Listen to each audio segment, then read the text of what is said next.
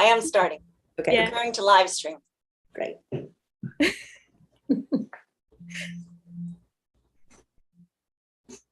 think you're unfrozen now. I am starting. Okay. We're going to live stream.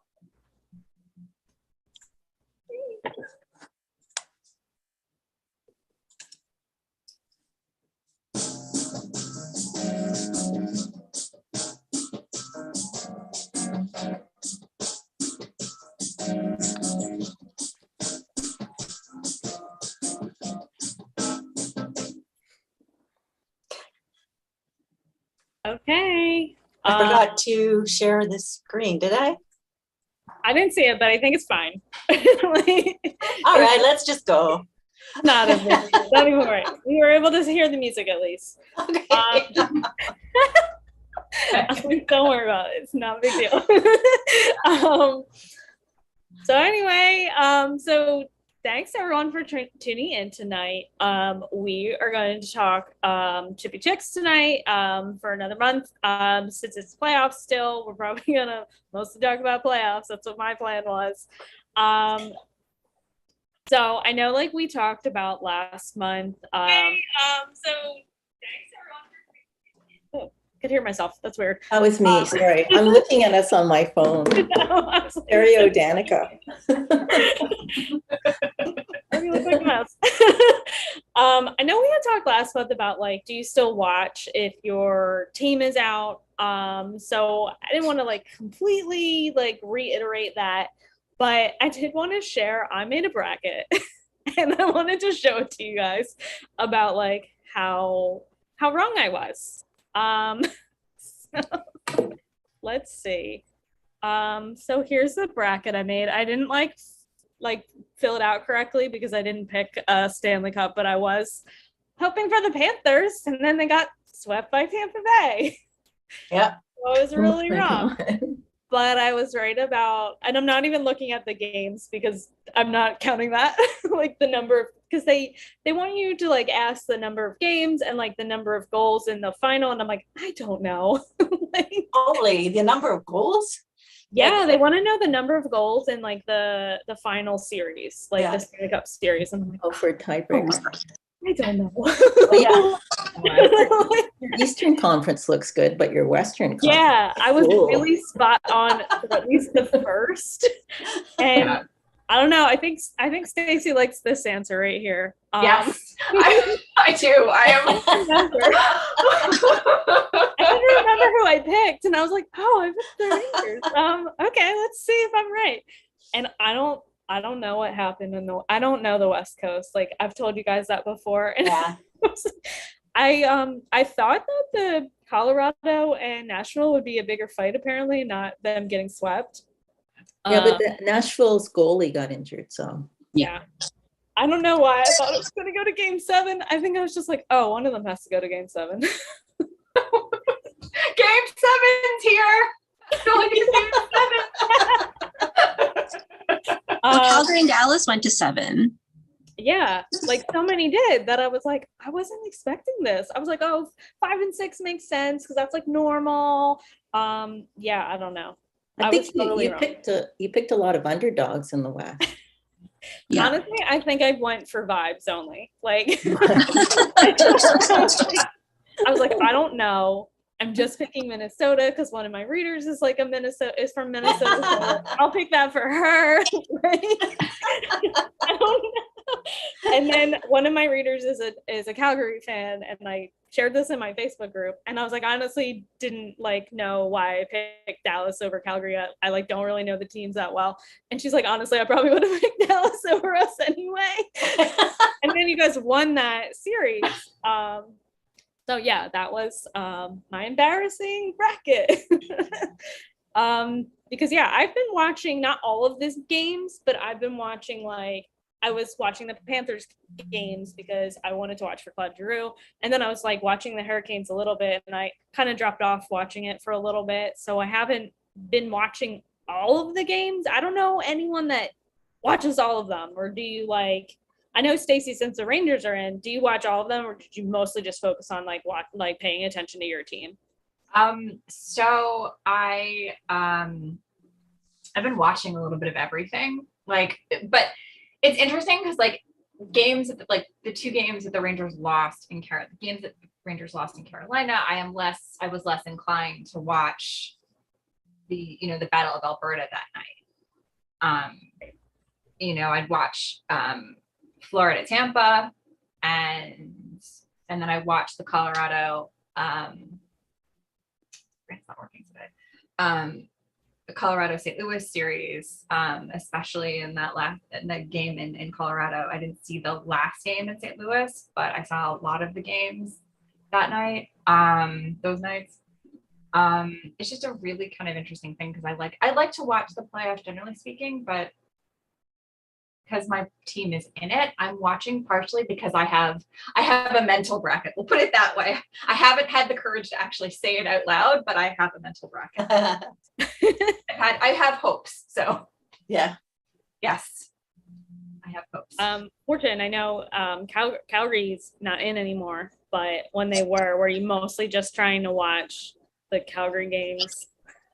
Well, yeah, Mel knows we're on the West Coast, so they force us to watch the end of the East Coast games no matter what, before they'll even start the Western games.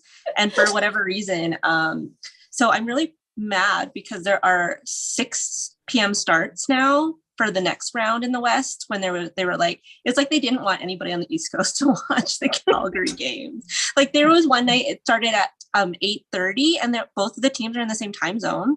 Like there's no reason for it to start at 8:30 on a Tuesday. There were even, like some East Coast games that started at like 8:00, which I'm like, oh, that's kind of later. Like I'm like, whatever. I mean, it's fine. I think they were trying to stagger them so people could watch more games. Oh yeah, probably. Yes. But my sleeping is all screwed up because I watched all the games. Like I'm usually in bed by 8:00 every day because I wake up at 5 a.m. to work, but I had to like switch my schedule to like work in the evening and sleep in the morning. So, and I hate being rushed. So my mornings have been rushed, and I'm like, and then Matilda went to ride her bike to school now. So yeah, playoffs weren't. I was a little bit relieved that they got out because like I had deadlines and I had a job. I was so tired. Oh, so you cursed them. That's what we're hearing. Yeah, right. Yeah, I love it. I love, like, I grew up in Calgary, so I love playoffs.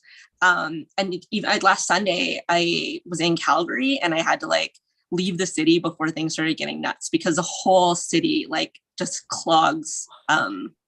It just clogs the city, which is great, and I love it. But I'm glad I don't live there anymore. I think like there's nothing better than a Canadian city in the playoffs. I mean, Oh my God. the car flags and the jerseys, just in businesses and everything. It's just amazing. And I thought the Battle of Alberta, I mean, the fans were so into it. It looked so good on TV. Yeah. Oh my God, it's so good. And I don't know what it's like in Winnipeg or in in Vancouver, but so there are 2 times when nobody in Calgary ever works, and it's during Stampede for 2 weeks and then during the playoffs. Whenever the Flames are in the playoffs, like the whole city comes to a standstill. Like people are lined up at the bar at 10 a.m. Like everyone's wearing jerseys instead of suits. I don't know if that's like that everywhere, or if that's like a specifically Calgarian thing. I think I don't know about Toronto because it's so big, but I'm sure Winnipeg's like that. And then Vancouver is surprisingly, I mean, maybe not always the first round if you've been in the playoffs a lot, but if you haven't been in, then people are into it. Oh, yeah. Yeah. Winnipeg is starved for like playoffs, so they go crazy. It's like you said, like, and we could wear, back when I was working at the day job, we could wear jerseys to work. And like, if you went out at lunchtime, people everywhere downtown were wearing jerseys, Jets jerseys or jet ski or whatever. And the whiteout parties outside the arena were just crazy. It's so much fun. Yeah, it's great. And I love that the red lot and what they call the Moss Pit in Edmonton. I love them. But the second last game in Calgary, one of my coworkers, her son was working security, and everyone like cleared out before the third period. Yeah.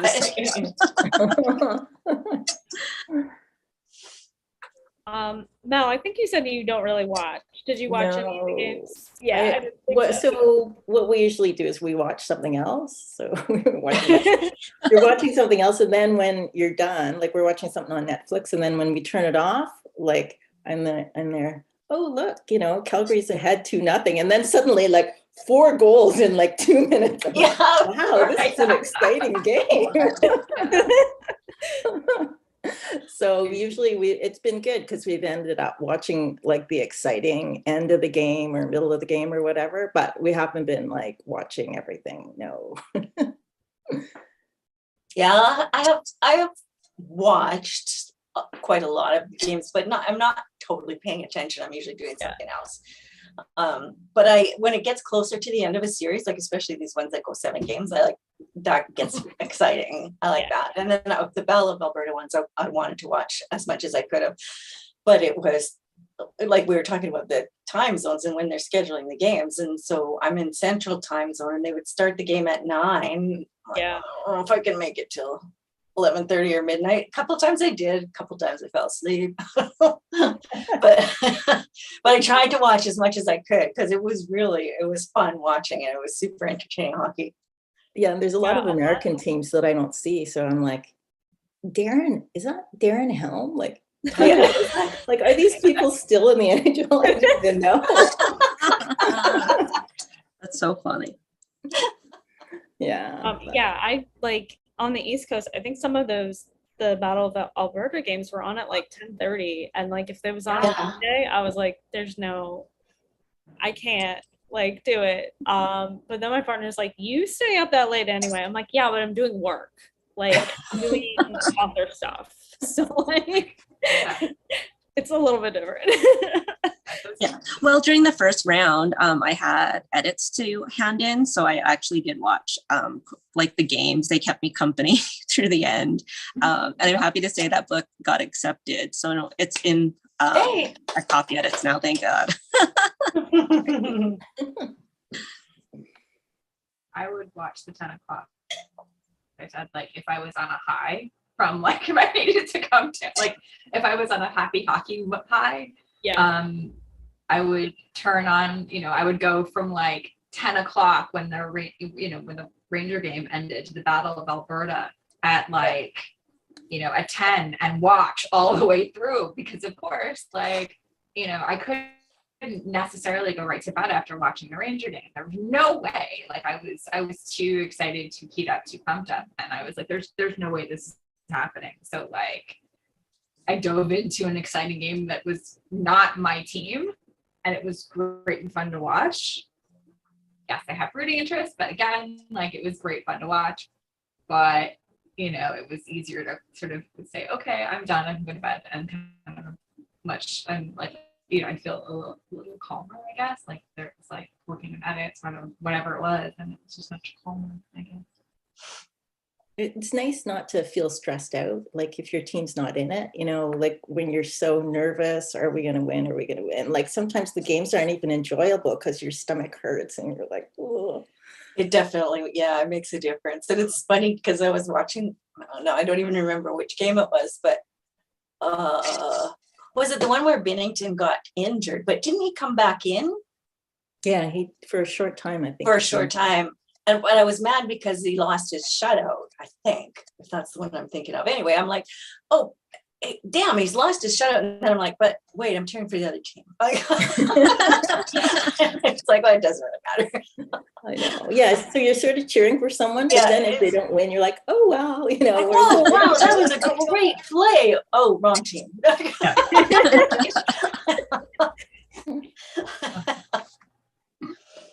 I know there was like a couple times when I was watching the Panthers like just run out of gas, and I was like, am I watching the Flyers with this terrible power play? They're like, oh, Drew cursed them, and I was like, no, I think you guys had some other issues you needed to deal with. Okay, so speaking of the playoffs, and I know Fortune and I both want to talk about this, the Tkachuk family. I'm like obsessed. Kind of. I don't think And I don't remember ever seeing like an active player who is the captain for his own team, like just sitting in the stands, like with normal people, like not in a box, like just like not even in like great seats too, like just like sitting with a family and like cheering on his older brother. And I think like a lot of people, that's why people were like kind of like amazed by this, like we made it a story because it's just not something we've seen. And people are like, yeah, it makes sense. Like it's family, you want to root for your family and stuff. But it was just like, it blew up into this whole thing. So I don't know. I thought it was so entertaining. Yeah. I loved it. That's great. No, I loved it. And then like Sean and I were arguing because we were like, that's not Keith, like the old guy. Like, and then we're like, no, I'm like, there's no way that's him. And Sean's like, no, it's him. And then we had a big fight about why he wouldn't throw his hat on the ice. And yeah, it caused a lot of drama and like on my couch. But it's so fun. Like it's just like how they are. And yeah, like he is the captain. Brady's the captain of his team, and he's just like having so much fun. Yeah, but I think everybody should have that much fun. But that's like how Calgary is too. And I remember the first night, because I was like I said, I was doing edits, and they were interviewing. So the night that Calgary won against Dallas in Game 7, they interviewed Matthew, and they're like, "Did you see your brother with his shirt, like with your face on it?" And he's like, "Oh my god."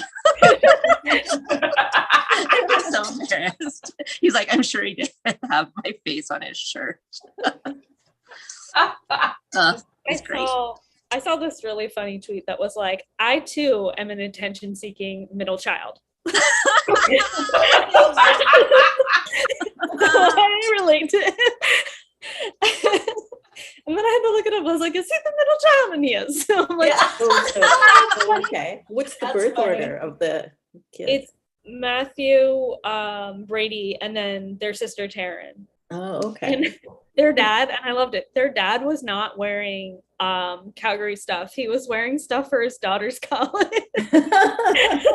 Like, maybe that he doesn't show favoritism. Okay, it's your. No, and then he wouldn't throw his hat on the ice when he got a hat trick, because it was bad luck. But then he never scored another goal. So he said it was Wasn't it a a favorite special hat. It was a special hat. Yeah. Oh, what? Well, I thought it was maybe signed by that's somebody, but I on can't remember who. No, I thought it was a lucky hat that they wore for something. I don't know. well, it's unlucky because they lost. Well, yeah.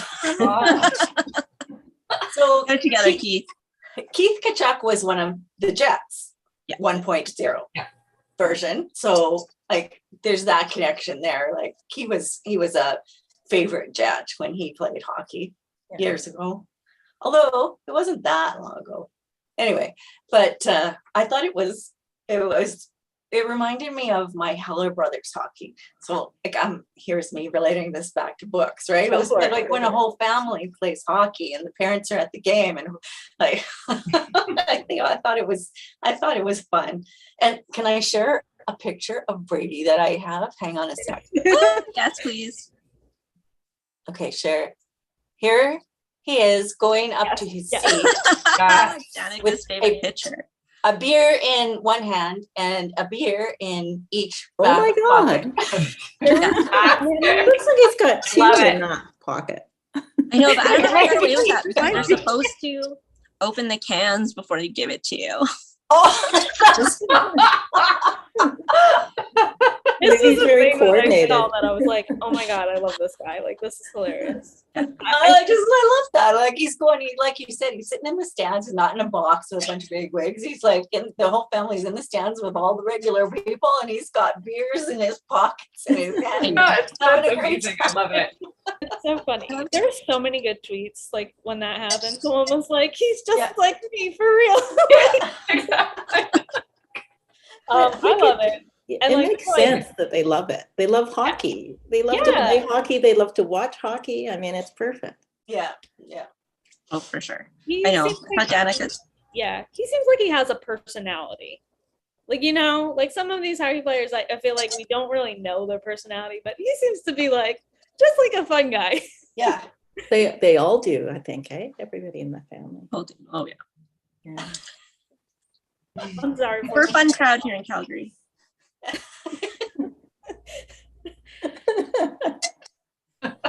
Oh, okay. So we kind of touched a little bit on Biddington, but we wanted to talk about the situation with him and Kadri. I think it was the game that Kelly, you had mentioned that he got injured in. So of course we have another situation where there's some racial stuff happening.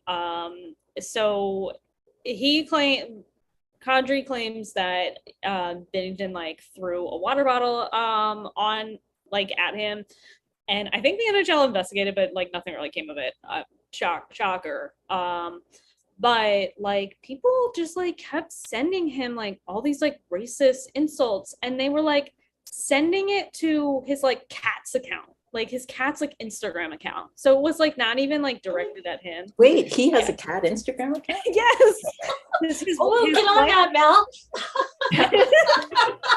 His wife had shared, like, I guess in her story, it's like, this are the things that we've been dealing with right now. And I hate like that. He's basically said like, oh, I just have to deal with it. And like, he has to be the bigger person. And like, I hate that he has to be the bigger person. Like, he shouldn't have to be like, and I feel like he's dealt with a lot of stuff over the course of his years in hockey. And like, especially being, I believe he is Muslim. I'm not sure if I'm correct. Okay. Yeah. And I don't think there's that many in the league. So I think that kind of has another layer of it as well. So I guess I don't know who wants to talk about this further. It's just another situation that we're seeing that unfortunate is happening. I just like to say that when they were in Colorado, when there's like a whole section that was wearing Kadri jerseys and saying like supporting him, and I thought that was like really, really wonderful. Because you know, like hockey players or like hockey fans kind of get a little bit you know, drunk and they say lots of things. So it's nice for people to mobilize, not just for their team, but for like a person and to stand behind them. So I think in that regard, some of the messaging around diversity and like supporting each other is getting out there.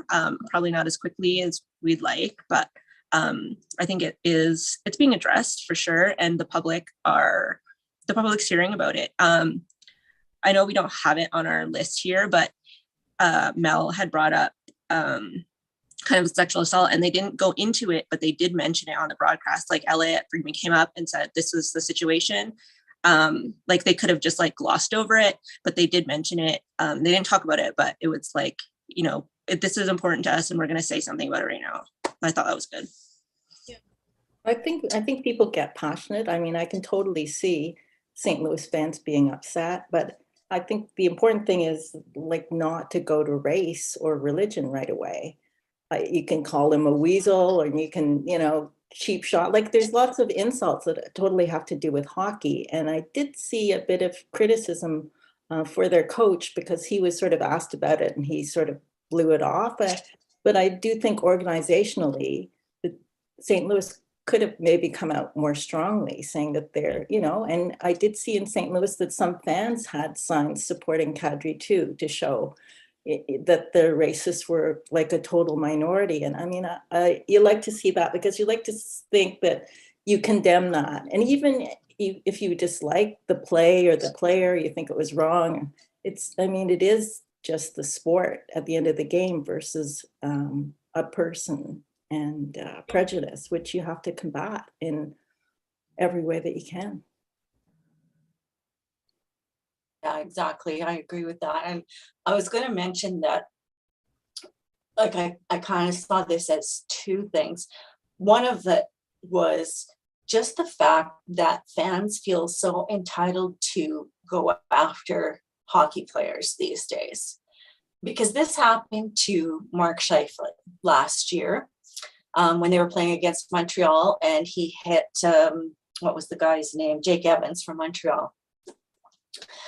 And it just blew up into a huge thing.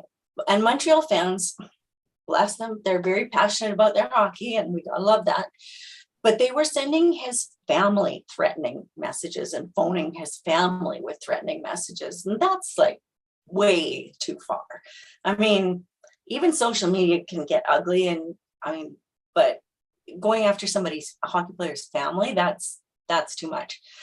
So there's that entitlement thing where fans feel like they can do this to players. But with Kadri, it was also the racist stuff on top of it. It wasn't just going after him because he did something that hurt their goalie. With the racist comments on top of that made it even worse. So, and then people are saying, well, there's no place in the NHL for that kind of racist stuff. And I'm like, there's no place anywhere for that. But Islamophobia. Yeah, go ahead, Stacey. No, I was just kind of thinking about a lot of different things and how so many different incidents have been happening in other places as well. And I've just kind of been thinking about a lot of different things. And I think that like I go back to like the way in a lot of ways that the league is reactive. It took an injury to Mark Mathot's finger that to force the league to pay attention other players' hands.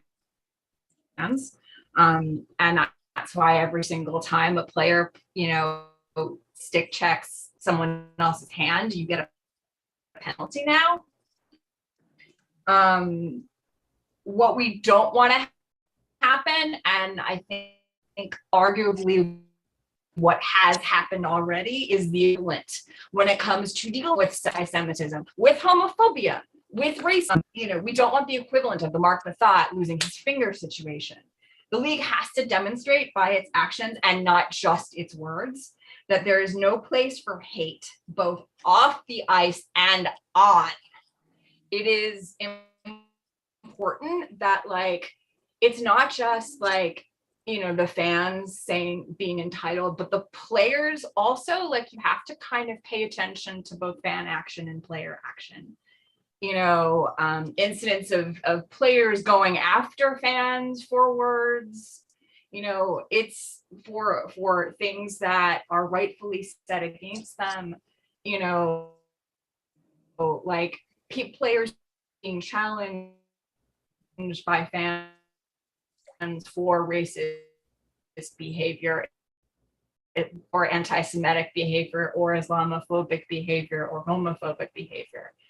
It means that there's no place for hate, then make it just make statements. Yeah. Yeah, and I agree with what Mel said too about the coach, because they first asked him and he was like, well, no comment. And it took a few days before he actually spoke out about it and sort of tried to clarify that he was, against this and this is bad, but it could have happened a lot sooner. It could have been a lot stronger.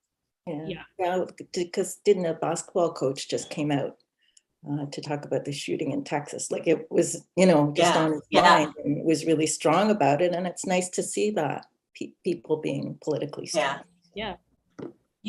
And Steve Kerr, his father was, I believe, I'm pretty sure his father taught in the Middle East and was killed there. Oh, really? But, and that's why he's very. Yeah. And he didn't talk about it for a long, long time, but those are the kind of leaders that need to come out in the NHL as well, for sure. Yeah. Stacey, did you want to talk about the Bring Back Hockey shirts too? Yes. Oh, yeah. I don't. Mine did not arrive in time. I am actually wearing a shirt designed by Sandra Velasquez, who quite a number of years ago ran a series of scrimmages under the rubric of Hockey Fights Hate. Bring Hockey Back, in partnership with the Nazem Kadri Foundation, had a whole bunch of really cool shirts that I had one of which I already planned to wear. They were designed in Colorado Avalanche colors, basically saying there is no place for racism in hockey. Fact. And all of the proceeds go to the Kadri Foundation, which I thought was amazing. Bring Hockey Back is based out of Arizona, and they've done some really cool things, but this one I just had to jump on. So if if that is something you are interested in, you should absolutely go. And, yeah. I was trying to find my obnoxious Flyers orange Bring Back Hockey shirt to wear tonight, but I couldn't find it. It's like probably somewhere. But I have one like that they made in the last lockout. They like made them and they're like sold them, I guess, just for like fans who were like desperate for hockey. I think I was like listening to like the AHL games. Like I was so desperate for hockey. It's like an addiction challenge at that point. Okay, we're doing really good on time. So I think we are ready to move on to our wildest things feature. So mine we kind of already talked about a little bit. So Brady got a endorsement deal from Budweiser because of all of the shenanigans he was doing. Did he? That's Yeah. amazing. And I was still unclear if it was a joke or not, but like they like put out a tweet. It was Budweiser Canada put out a tweet that said like they signed Brady, and then he tweeted about it too. And it seems like it is like an actual endorsement deal, which I think is cool because like NHL players, like I feel like they don't really do that many endorsement stuff. So I thought it was cool, and they kind of just. I also think it was great marketing. They kind of just banged on. People were already talking about him. People were already watching the games, and it was like totally free advertising for them. So. That was the wild thing. Is he getting money or beer? I don't know.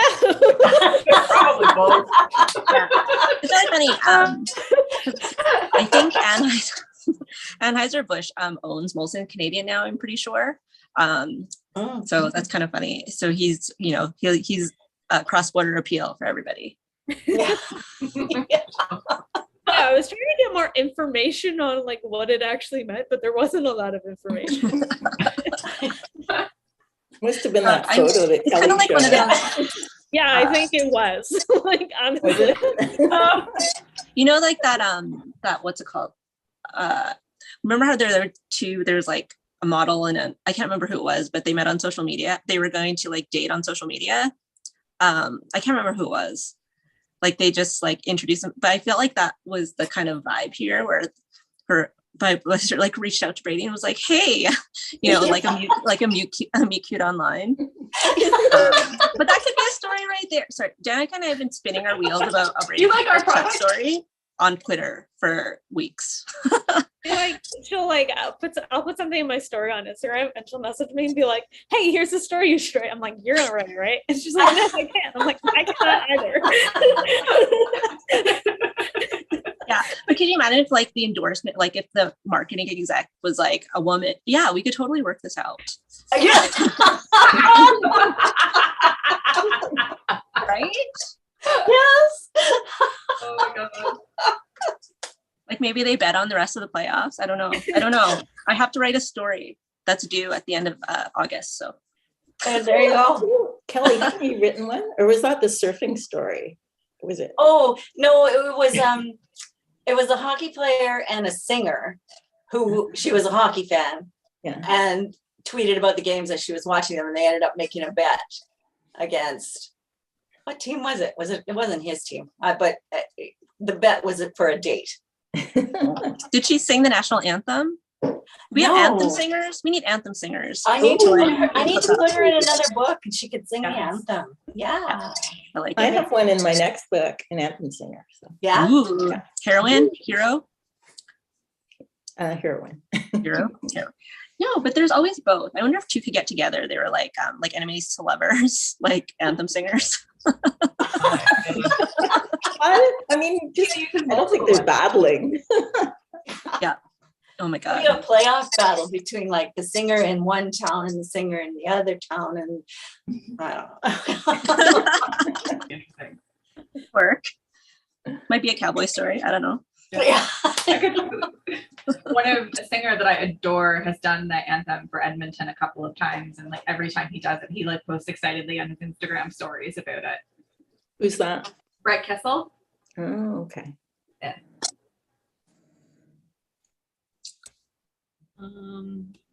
So Stacey, I know you had sent some stuff. Did you want me to share that? Please, that would be awesome. Okay, I gotta grab it. So if you want to start talking about it. We were talking earlier about like how cities get playoff crazy and excited, and that's kind of one of the things I love about the playoffs in general, like how cities get involved, like whether it's local businesses, whether it's cultural institutions, whether it's stores, you know, like whether it's restaurants, whether it's libraries, whether it's amazing book stacks on Bookstagram, or like what Danica is looking for right now, amazing cultural institutions and landmarks. And when they get into it, it's just amazing to watch. One of the things that I've been watching with the Rangers recently is I've been watching for this stuff. I've been waiting. The New York Public Library has not gotten into it yet. The New York Philharmonic hasn't gotten into it yet because they have done so in the past, and it's kind of so much fun to watch. And I'm also waiting for a playoff watch party in Bryant Park. They did, however, announce for Game 7 a playoff watch party in Woolman Rankin Central Park. So what we're showing here today, what Danica is showing, is an amazing series of tweets that were put up by none other than the Empire State Building Twitter account. The way that this particular Twitter account has gotten into the Rangers Canes series has just made my day. If you take a look at the tweet on screen right, you'll see a sort of a quote tweet of a tweet that was made by the Carolina Hurricanes social team, and then about a storm headed for New York City. And the thing is, like that tweet was posted before the Carolina Hurricanes came to New York for 2 games to be played in Madison Square Garden. And of course, what is the result? What is the quote tweet? But of course, you see a plastic set of lawn chairs and a table in a backyard, and one of the chairs on the floor with the caption "The Storm," referring to the fact that after the 2 games that Carolina came up to New York to play, they lost both of them. One of the other tweets talks about how the person who was in charge of putting together the particular pattern of lights on the building went to the game, and afterwards you can actually see on the iPad the pattern of lights being put together after the Rangers won the game. And it's just been this really fun series of tweets that have been posted. And then this is what and then on the left, on screen left, is what it looks like when the Empire State Building is turned into basically a Ranger fan as well. So it's just been really fun to watch, and I'm looking forward to see what happens next. I don't think I shared this one. Did I share this one? Yeah. Yeah. Shared it. Yeah. Okay. There was a couple. Okay. I love that. Yeah, it's so fun. And I've seen, like, as I said, I've seen libraries do it before with like book stacks. I've seen cultural, I've seen like museums do it with particular art, particular captions of the particular art. I've seen tons of different cultural institutes. I've seen like the Philharmonic play songs that are related. Like I think one year, I actually wrote about this in my winter game story in Icing the Puck, where like the orchestra where the heroine played for got very involved and did like a hockey themed concert to go with the winter game. But again, it's a thing that I love to watch when cities host really huge hockey games, that their cultural institutions also get involved. So I think for the Battle of Alberta, the 2 cities agreed that the councillors and the mayor would wear the jersey of the other city, whoever won. So I guess it's the Calgary mayor and council will be wearing Oilers jerseys, which I guess it means they have to buy Oilers jerseys. Yeah. Yeah, they always do that. That's a standing. It's a standing one, even though they said they haven't played each other since '91 in the playoffs. So like it's quite a long time. But it was neat. It was fun to watch. Can I go next? Kind of a funny one. Okay, so I had written that my craziest thing when it was very fresh, it was that the Flames lost, but I'm over it now.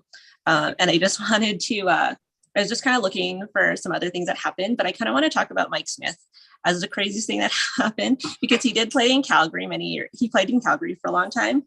And then I found this article on ESPN, and I just want to quote you on it because it's hilarious and fully Mike Smith.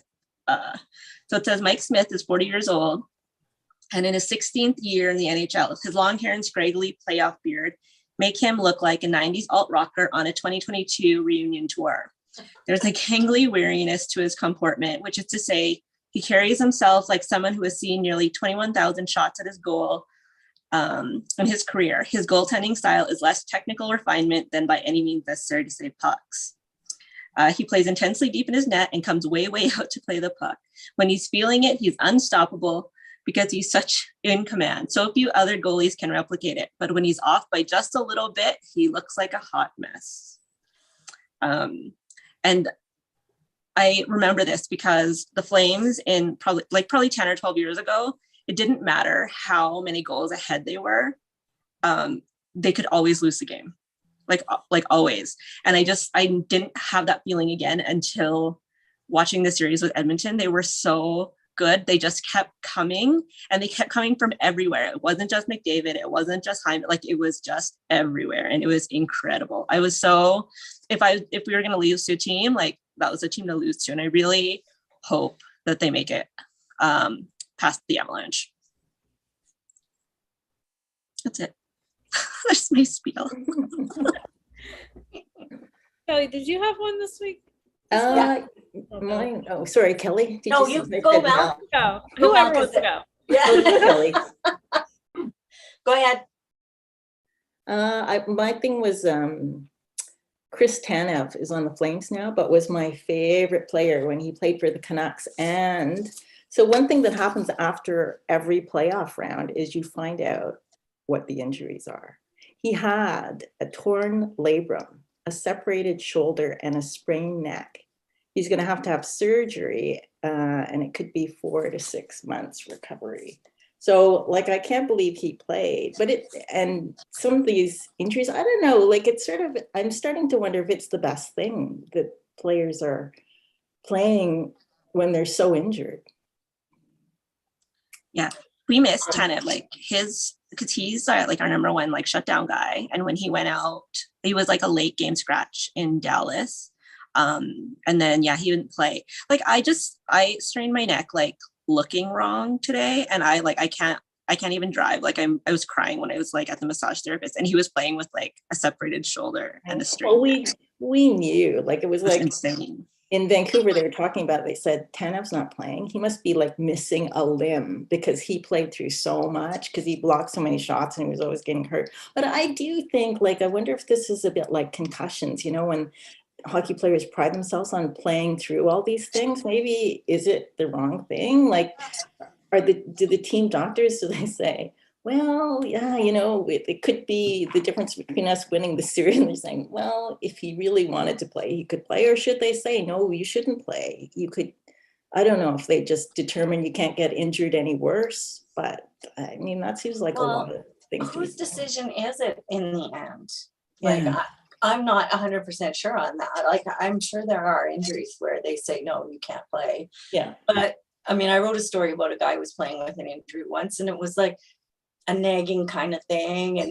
And, you know, he keeps taking these cortisone shots and trying to play through it and play through the pain, and eventually gets to the point where it's affecting his game. So he stops. But like in the playoffs, these guys are not going to willingly stop playing, I don't think, unless they're like you said, missing a limb. So I don't know who it's up to. If the players are the ones who have the decision at the end, I think they're gonna try and play. And sometimes it's hard because the coaches say something too, like the whole thing with Robert Lehner and Pete DeBoer have saying he's okay, and it turned out that Lehner was really injured, but since he's committed to not doing any medication because he had issues with before, then he's playing with nothing and he's injured, and it's just Sounds awful. I think about, I want to say it was like 2014, 2015, either 2014 or 2015. And there was a very obviously injured defenseman who continued to play despite how very obviously he was injured for the Rangers in the cup final, in like the semis and the finals. And it was very obvious that he was injured. He came to camp next year, the next year, like the beginning of next, like it was very obvious that he's broken his foot. And I think about that. And then I think about Ryan Lindgren, who is in pain, and yet the injury is not affecting his ability to play. Like he'll sit down, like he'll go to the bench and get a shot and go back and play.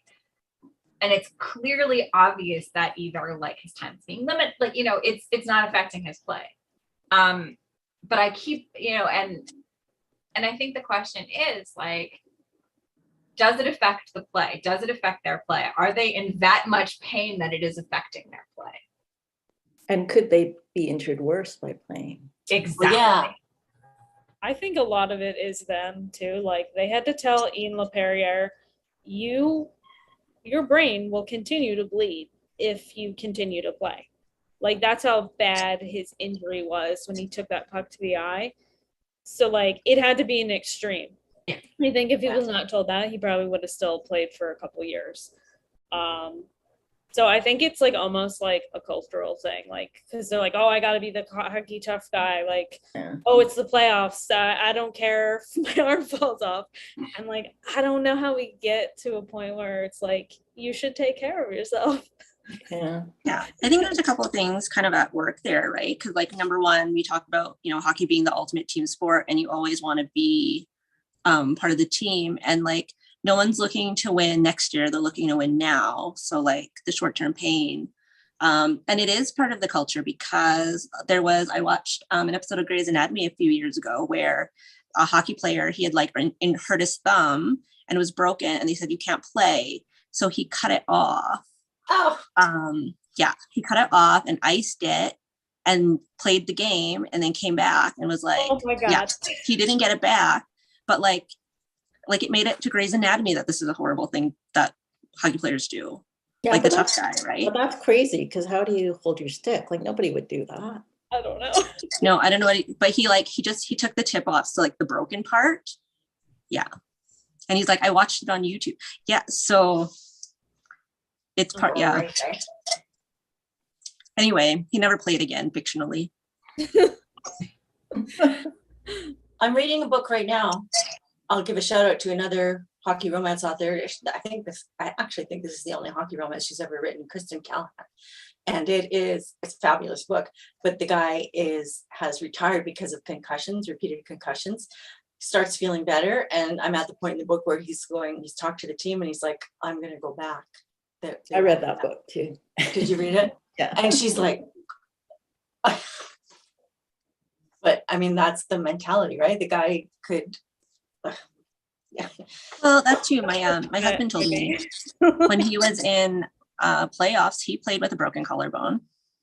But now that he's 40 and looked back on it, he's like, sounds like a dumb thing to do when you're 40, but not when you're 18 or whatever. Yeah. Right. Yeah. Kelly, did you have one? I feel like we skipped you. You know what? I have lots.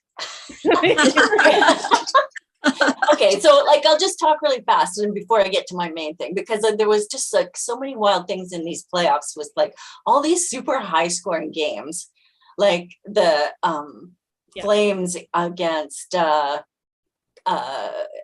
Edmonton. That first game was like fastest goals to start a playoff game, and then the final score ends up being like 9-6, 15 goals in a whole game. And then Leon Draisaitl, who I'm a Leon Draisaitl fan, had 17 points during the series. And then in game 5, they trade like 4 goals in 1 minute and 11 seconds, which was a record for the 4 fastest goals in the playoffs. And then, okay, this one was a wild thing about Zach Hyman. So Did you guys did you guys know that he writes children's books? Yes. Yep. I did not know that. Yeah, I think did not Stacey know has like that. tweeted stuff, so I think that's why I knew. Okay, so that was He was in Toronto when he wrote it, so the Toronto Yes, media was all yes. like, "Woo!" I did not know this, so that was kind of a wild thing for me. Sorry. I think that's all that I was just like, it was crazy playoffs, and I think I tweeted out too, like, how many hat tricks has there been in these playoffs? It's like, Yeah. seems like a A lot to lot, me. yeah. I thought Stacey went to get the book. Do you I have did it? Yeah, me too. actually. I did. I couldn't find it. I was like, you know what? We're live. We're on camera. But yeah, we have my nephew loves a book called The Magician's Secret. It's one of his favorites. Yeah. Black Girl Hockey Club did an event with a hospital in, I think it might have been St. Louis, where like you were supposed to read books for kids, and luckily I had that at one in the house, so that's the one I read. But yeah, no, he's got a couple of books. That is so cool. Yep. That's so awesome. Okay, so my main wild thing that happened lately was so a little bit of background. We talked about this, how the Jets coach quit months ago, left the team in the middle of the season. Can I just interrupt for a sec? Yeah. That was the first time I'd heard in the NHL of like a dad coaching his son. Like it's total minor hockey. But Yes. when the coach took over When and his son's on the team, that was Yeah, so the assistant crazy. coach takes over as head coach and his son plays for the team. Well, I don't think that'll be happening again next year. But anyway, it had to be weird. Again, story idea. What was I saying? Okay, so we're looking for a new coach after this season. They've said that the interim coach, who was Dave Lowry, Adam Lowry's father, he can interview for the job like with everybody else, but it sounds like he's not just being automatically renewed. So as soon as Barry Trotz got fired, everybody's like all over this, including me, because we want him. We want him really bad. And it's like he's from there. He's from Manitoba, grew up in Dauphin. It's like a perfect fit, like, and with his skills, what the team needs, and his desire to move into a management role at some point, and they can do that for him. Anyway, so I mean, this is all the talk of the town is like Barry Trotz, Barry Trotz, Barry Trotz. So then I think it was last weekend, somebody on Twitter, an account that I do not follow called Spinorama Hockey, tweets out, breaking news. We have just received confirmation from our sources that the NHL Jets will be hiring Barry Trotz. Welcome home, Barry. I don't follow them, so I saw it because somebody retweeted it or commented on it, or like, I don't even know what. And then somebody else, another hockey account called Jets Centric Podcast, said the same thing. Breaking, Barry Trotz will be named the next head coach of the Winnipeg Jets on Tuesday. So they even had a date. And then people were retweeting it, and it was like everyone was like convinced this was going to happen. And on Facebook, it went onto Facebook, and I belong to probably, I don't know, 4 or 5 different Jets fan groups on Facebook. I just pop in there once in a while, and people were posting, people were posting it and saying, look, it's happening. And then like a few people were saying, it's not happening. He hasn't even interviewed with these other teams that want him. Like, this can't be real. It just went wild, and so many people were convinced that he was going to be hired on Tuesday. Well, Tuesday came and went, and he wasn't hired. So it was just bizarre how, I don't know how or why this started, but it went viral, and it was crazy. Like, and so many people were convinced that yes, we got him. Everybody like wants to believe it so much. When they were You think it was tweeting- like his like Barry Trotz had some like family in Manitoba that were trying to like flex and be like, yeah, he's totally coming here. You know what I mean? I think that's the problem with social media. Sometimes like some random account will post something, but they're not credible. Like there's a troll account that it's a Flyers fan, and it's like Evil Gritty is like his name, and he just like he They likes were easily stuff. sucked in. he like tweets stuff as if they're quotes and they're not real. Like he did it a lot and pissed off people because he was like tweeting stuff when Claude Giroux left. And I was like, he did not say that. Like, and then I'm like, oh, I see who this is. Yeah. So I think that is like a problem with social media. Like these people will just tweet stuff and people will see it and like run with it and not like check their source. Like, who are your sources? Like, where does this come from? Like, well, I think at trade time, Twitter people actually changed their photos to be like Elliot Friedman or Bob McKenzie or whoever, and then they tweet these like horrible trade things or ridiculous trade things, and everyone goes, Really? "Oh, yeah." So mean. I'm So horrified. you have to have the check mark. You have to look. yeah, Mike McKenna said that there was like one time some like I think his in-laws like lived in New Jersey, and one time like there was a trade rumor because he was going to dinner, and like people saw him on the highway, and he was like, "What?" Like, so I think people get a little crazy sometimes. One hockey fan at a rest stop. Oh my God, he's in town. No, I don't think he was like. It wasn't when he was with the Flyers. I think it was with a different. I don't remember. It was like when he was on like. I think it was when he was on Puck Soup for one episode. Like it was like a while ago. But I just like remember that distinctly because it was such a weird thing to happen. Like. You know, in Calgary, it's when hockey players put their houses up on the market. Like that's how we knew. That's when we knew Iginla was being traded. And then Giordano's house is on the market now. So I don't think he's going to be staying in Toronto either. But it's a very boring house if you want to see it. You see, he's signed in Toronto. He is, but he's just selling his house in Calgary now. Yeah. Yeah. Okay. I found the book, by the way. Cute. Oh, that's cute. Put it on your face. Got a clever name and everything. Yeah. I love that. And apparently they all have You such made me awesome disappear. There we go. That's it. Cool. It's the cutest. It's the most adorable little story about the power of imagination. Yeah. Yeah, my nephew loves it. It was like his favorite book for a while. He's 7.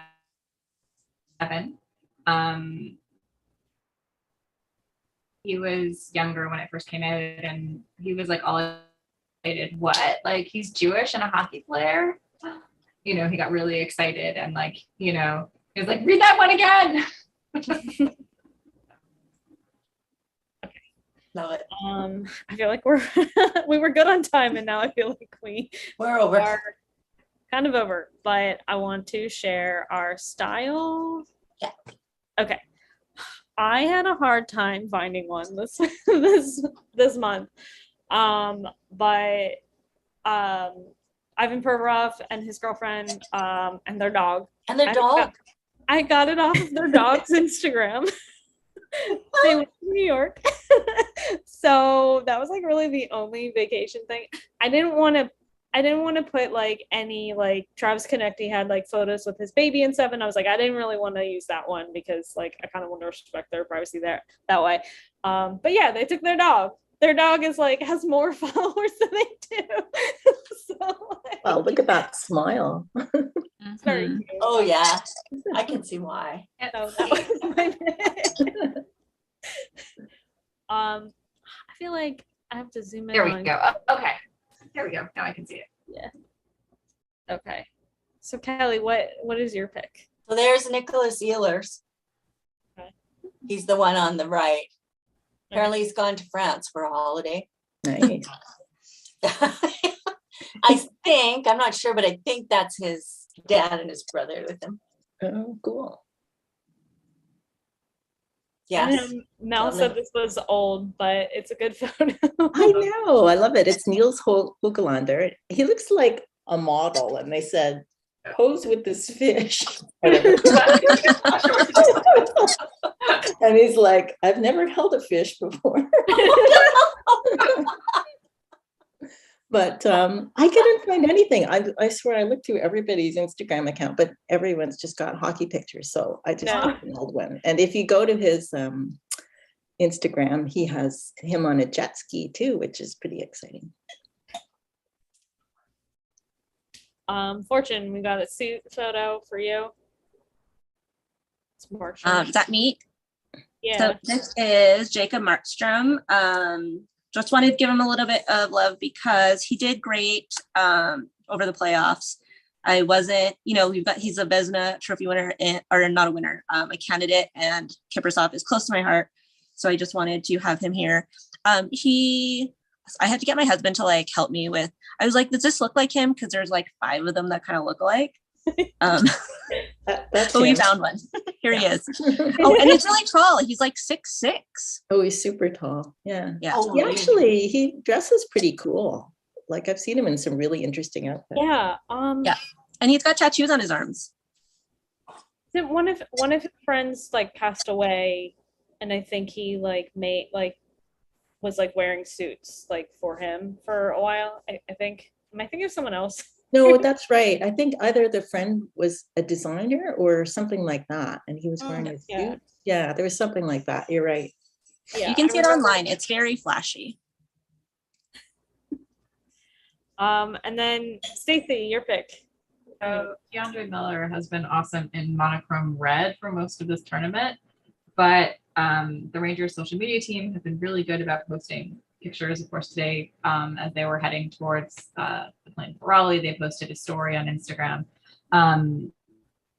But today, Keandre Miller looks amazing in monochromatic blue, heading towards the plane for Raleigh. Let's go Rangers, and let's go Keandre, because he's been having a phenomenal playoffs. So. Love that. Awesome. So we're running we're a little over, but does anyone have any books they wanted to promo? I just wanted to say hi to Sharon, who commented. So hi, Sharon. How are you? And I wasn't expecting it, but I got a nice Publishers Weekly review on One Night with You, which comes out in July. Very nice. Yay. Hi. I don't have a new book out, and I don't have another one out until July, and it's not a hockey book, so. Yeah, my July release is also not hockey. My next hockey release isn't until September, so it's a little further out. Yeah. Oh well. Awesome. We should have a July party, release party.